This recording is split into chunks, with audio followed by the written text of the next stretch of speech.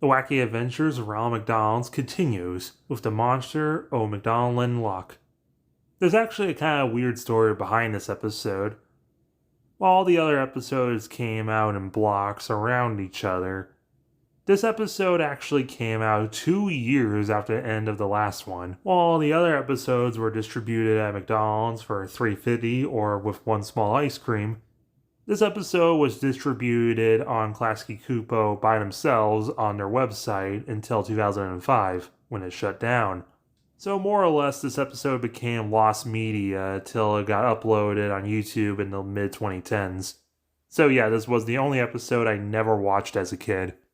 The episode opens with Ronald bagpiping, then the bagpipes tickle him, and he starts reminiscing about that visit to the castle that became a monster hunt. Have you ever seen a monster? Too close, ah! Or has anyone ever told you they saw a monster and you didn't believe them? Well, look out, Ronald, behind you. There's a costume that looks somehow even cheaper than the Gorn from Star Trek. There it is, Ronald the monster! What? Who said that? I thought you said there was a monster behind. Oh, I get it! You want to see the monster in our adventure! The adventure begins with a pan over the city. It's weird, out of all the episodes, only 2 don't take place in the park. Ronald, like the last couple episodes, just walks into his friends. Sunday got a letter from his cousin, Scott Terrier, and they're getting invited to Scotland, or at least McDonaldland Loch. The difference between a loch and a lake is language, I think. I mean, his last name is McDonald, so of course there's some Gaelic influence on McDonaldland. Ronald calls up the talking car, who we literally haven't seen since the first episode, and he was in a wash. But we're off to McDonaldland Loch. Watch your fingers, watch your paw. Buckle up now, it's the law. Well, the McNuggets sat out the last episode. They can sit up front in a booster. Then, much like the first episode, we have another road trip song, where they pass Ronald's house, what is called the Embassy, which has the Mayor McCheese memorial statue in front of. Things have truly been more wacky since Big Mac was elected the mayor. Will this administration ever bring the Hamburglar to justice? No. Yes. Look, does anyone have a question about the deadly virus that could kill us all? Could the virus kill the Grimace? Nothing can kill the Grimace. We get some more landmarks in McDonaldland. From Big Bear Bay to McDonaldland Sea. They even passed the far-flung forest, and the willow trees, and the fragrant flowers, instead of the apple pie trees and the hamburger patch. Why aren't they using the food themes? Well, now we're at the part of the road trip where everyone's bored to tears, gotta piss, and now they're hungry, and start talking random stuff, like that time Grimace accidentally spilled hot fudge all of his fur. Wait, is purpleness his fur? He's from like a tropical island. And Grimace is supposed to be like a taste bud. Oh, and Birdie is also a blathermouth. She can't keep a secret, like how Hamburglar sleeps with a teddy bear. Sunday reads the brochure about the place, as a little part behind his head is somehow like the part of the window they're driving past and miscolored. Oh yeah, of course, there's a lake nose monster. They eventually make it to the loch, and it's too cold, so the car's about to ditch them. But Ronald agrees to buy him that air freshener he wanted and headlights, which would be like cologne and new eyeballs to him. So the car transforms into a car boat and sets sail. And they sing a song about if the monster is real, maybe they will be our friend. I wonder if they would. Oh, there you go. Never mind. Oh, there you go. Actually, it is him. They make it across the Purple Sea to the castle. I guess because it's Scotland instead of high sea, they're going to have iron brew. Well, I joke, but what's on the menu? Hey, they got donuts! We finally meet Scotty the Terrier, and yeah, he's like one of those Scottish mustache dogs. He's played by Jim Ward, who's been an additional voice actor in everything in the last 20 years, especially video games, with as diverse characters as Mana Marco from The Elder Scrolls Online, Quart from the Ratchet & Clank series, and Old Longfellow from Fallout 4 Far Harbor. The dogs sniff ass in their introductions, and Scotty also has 2 artists at his place, named Styles and Pip. I'm not sure if they're meant to be like references to something Scottish. They kind of just look like JoJo characters to me. They're building a statue for the dog's ancestors, but they're getting kind of sus about it. Yeah, you can say that. A surprise. Ow! The McNuggets don't trust them. On a flying visit to McDonald's. Dropping some friends off first. Over. Fancy a quick dip, chaps? Volva! McNuggets away!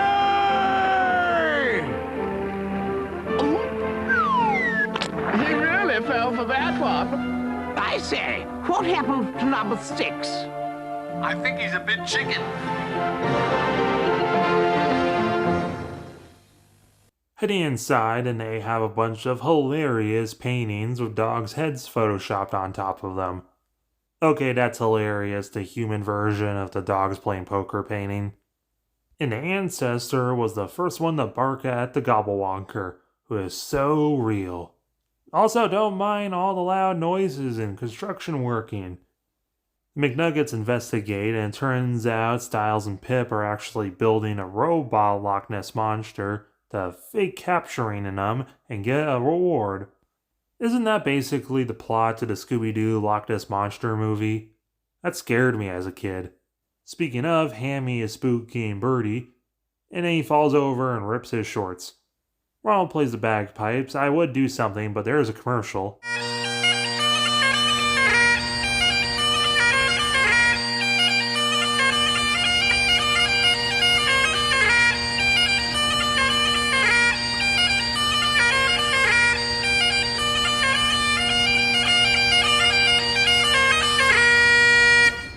Wow, that is fantastic. Thank you very much. Hey, can you play ba-da-ba-ba-ba? I'm not sure, but I can try. Let's give it a shot. I can try. I wonder if it's related. Probably not. Hey,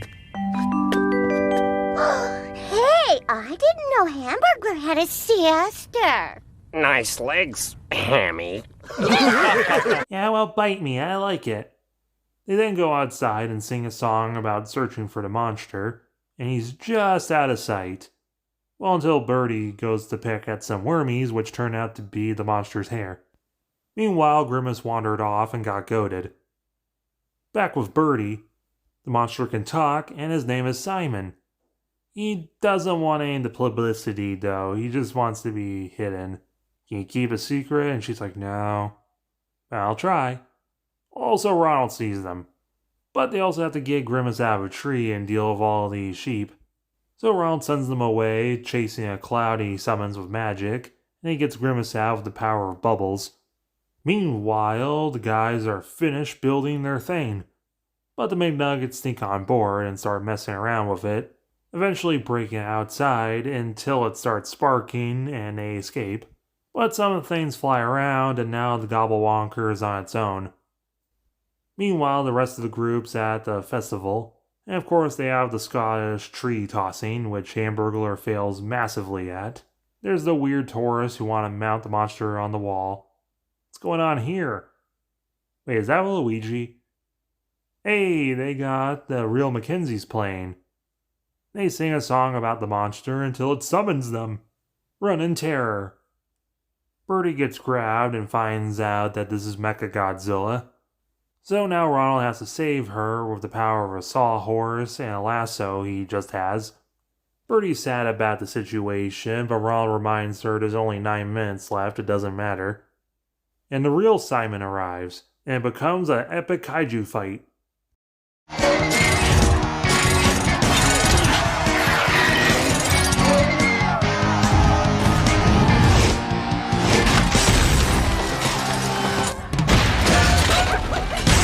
Styles and Pip get caught by authorities who should have burger heads. Simon's heralded as a hero. Ronald made the statue himself out of the scraps of the monster. Grimace gets a wool sweater, and they head home. Wasn't that wacky? There's the monster! It turns out he's just Bernie the window guy. Even with no nostalgia goggles on for this episode, I thought this was fun. It had an interesting storyline. The villains were funny. Scotland setting's not something super common, especially that's not like medieval. And I thought the monsters and Simon were pretty cool. Overall, I'll give this episode an 6.5. Keep watching. There's another wacky adventure coming soon. Sadly, no it doesn't. This is the last episode of the Wacky Adventures of Ronald McDonald. Around this time, the McDonaldland characters were being slowly retired, except for Ronald, due to a mix of trying to do something different and failing, and the disgusting corporate minimalism that just makes everything look like a boring coffee house. And eventually even Ronald disappeared for about a decade or two until the Grimace Shake stuff happened, and then the Minecraft movie happened, and now we actually have the full McDonaldland characters returning, which I love. Even Sunday has been reincorporated into the McDonald's brand, and even Grimace Island, which is just dedication, yo. Along with the return of Mayor McCheese and Big Mac and Captain Crook. I always wanted to talk about these episodes, but when I saw that this was happening, I immediately had to do this. I was also asked to do what I would do different for these episodes, so I guess let's do that. I guess episode 1 can more or less be the same, but make Franklin's dad just be the professor characters. Episode 2, I kind of already talked about that in that review. Like have it, oh, it's a snowy day and everyone's cold, so Grimace suggests they head to his old home on Grimace Island, which he's the only one who knows the way. And instead of the Hamburglar being with them, we have the McNuggets take his place. The Hamburglar's like, no, this place sounds lame, I'm not going. But one of his dad's friends, Blathers, overheard them, and he forces them to go, taking the pirate crew of Captain Crook with them. Because Grimace mentioned that there's tons of fun, sun, and adventure, and even treasure there. We cut down the travel time so we can have the Hang 10 Ronald surfing song actually on the island. You know, there's like the 3 tribes, the normal tribe, the green Uncle Grimacy tribe, and the evil mountain forum tribe that teams up with the pirates. Hamburglar feels like he wanted treasure but not to fight anyone, so he ditches the pirates. Grimace feels ashamed that he brought the pirates to the island and they're going to lose all their treasure, so he stays behind in the village to help clean up with Birdie and Hamburglar.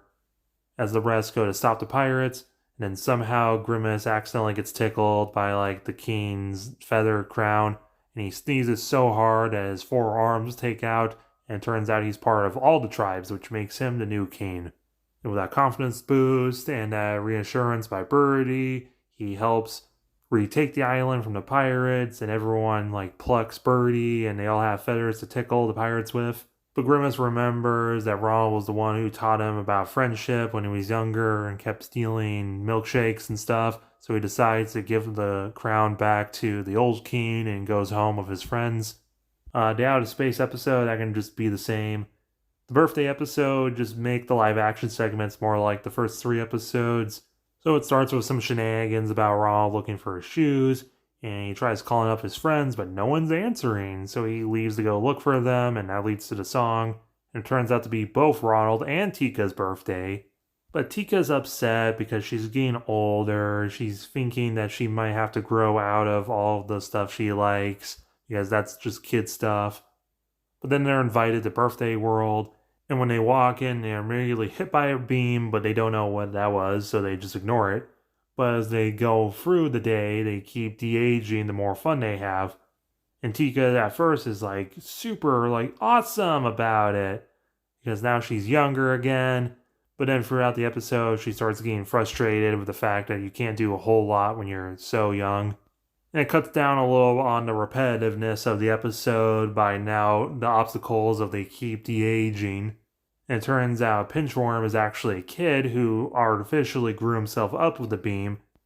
And it turns out Pinchworm was a really sheltered kid who couldn't do anything and wasn't allowed to have anything. So he's now, as an adult, going to take out that frustration and make everyone young. Tika's the one that saves the day. Everyone's turned to the normal ages. Ronald actually invites Pinchworm to the birthday party and gives him the first slice of cake because it's never too late to reform. And, you know, it's better to share than to take away. And Tika learns that you shouldn't rush being older, and it's okay to like stuff that might seem childish to other people. It brings you joy, so what's it matter? In the time travel episode, we can just completely skip the caveman stuff so we can have more time and Renaissance time. Maybe Henry H. Burglar I is in the court of the king, and then when the group escapes the dungeon, they immediately get caught outside the gates rather than make it all the way to the time machine. But luckily, before they're thrown back in, the king's mom arrives and grounds him for throwing people in the dungeon for unjust reasons, so he's not allowed to play king anymore. And like Sunday's ancestor decides to name the land after the person who saved them from the bad king, and that's how the place gets called McDonaldland. Then in Cowboy Times, they actually meet Henry H. Hamburglar II, and they sing the whole Maybe We're Not So Different song to try and get the town to be happy about him. Maybe he's actually working with the French Fry Gang because we haven't seen the Fry Guys since episode 1. And then ironically, given the song, Henry H. Hamburglar and our Hamburglar are stealing burgers together, so everyone gets chased into the time machine anyway. Well, no, that was their last jump, and now they're in disco time. Well, luckily, Mayor McCheese knows what's up, and there's a prize gold coin that can help them get back, because, yeah, and they have to get it by a disco singing and dance contest against Captain Crook and Henry H. Hamburglar V. And we have a cameo from the, DJ who's Mac Tonight, and he's probably played by Phil Lamar. When the clock strikes 6:30, babe, time to head for golden lights. Hey, it's a good time for the great taste dinner at McDonald's. It's Mac tonight. Come on, make it Mac tonight. And then they get home, and the Loch Ness Monster stays the same. But let me know what you guys would do different in the comments below, as well as hitting the like button, subscribing button, and say if you had some McDonald's this week. Until next time, this is your very own clown, Ronald McDonald, hoping I see you live and in person at McDonald's.